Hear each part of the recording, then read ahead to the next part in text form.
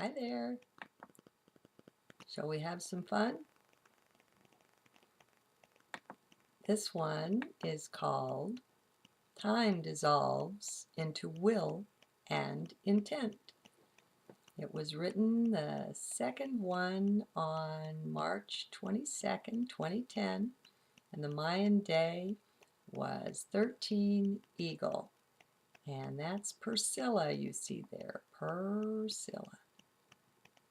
Ah, bliss. Well, maybe not quite, but joy anyway.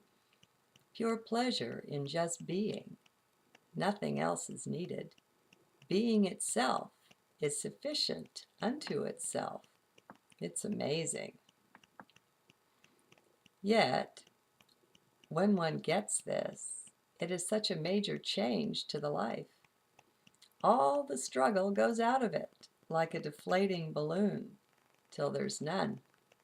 Nada. You have both nothing and everything simultaneously. Try explaining that. No thanks. I'll just be it instead. That will have to do for the explanation. For the mind, there is none.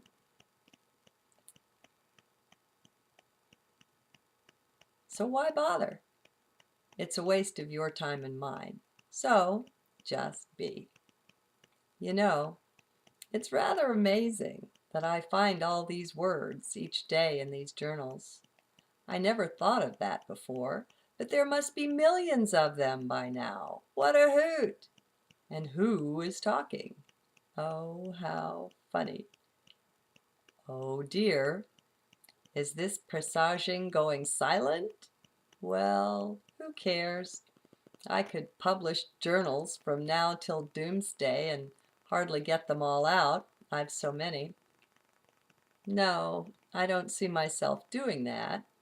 But then I don't see myself doing anything really.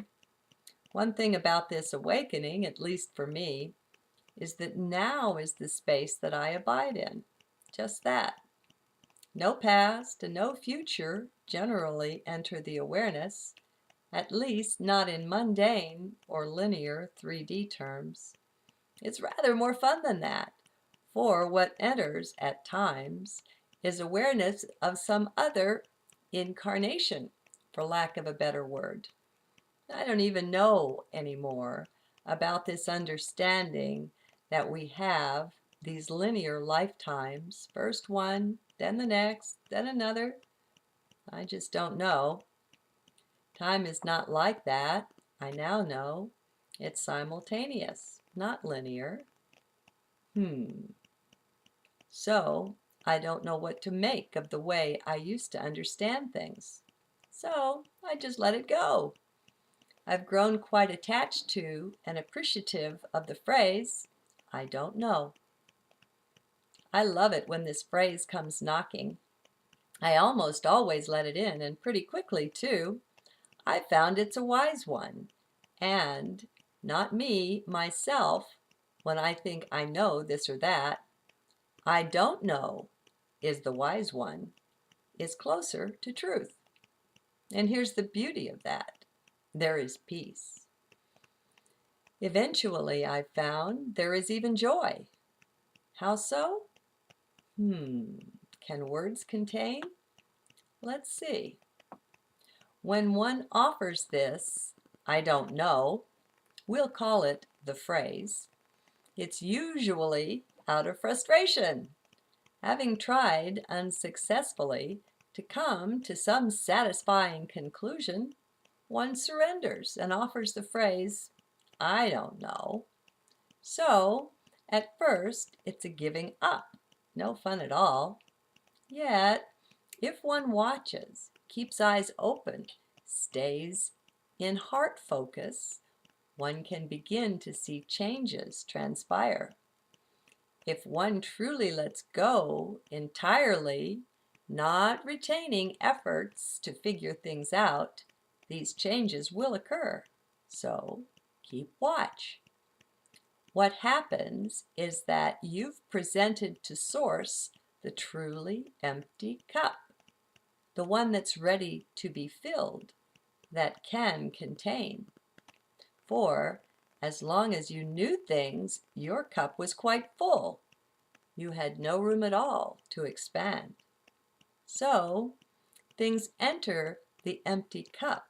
They swish and they swirl around. And these things are quite different in essence.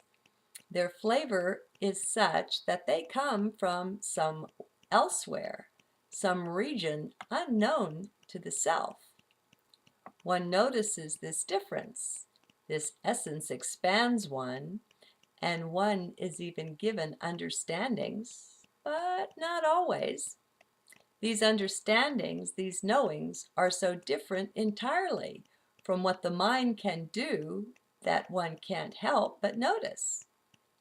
And though early on one likely fought the phrase, only had it fairly beaten out between compressed lips, one gets easier and easier to simply say, I don't know.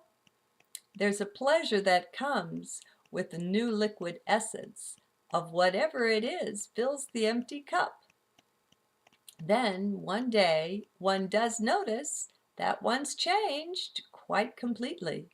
One is no longer chary with the phrase. Rather, one gives it with delight. What happened? Who can say? Perhaps wisdom herself has come to call. Who can say? All one knows is one's experience. All one can say is what happened, and leave all the thinking to the other poor souls, to those who haven't gotten over their addiction to thought.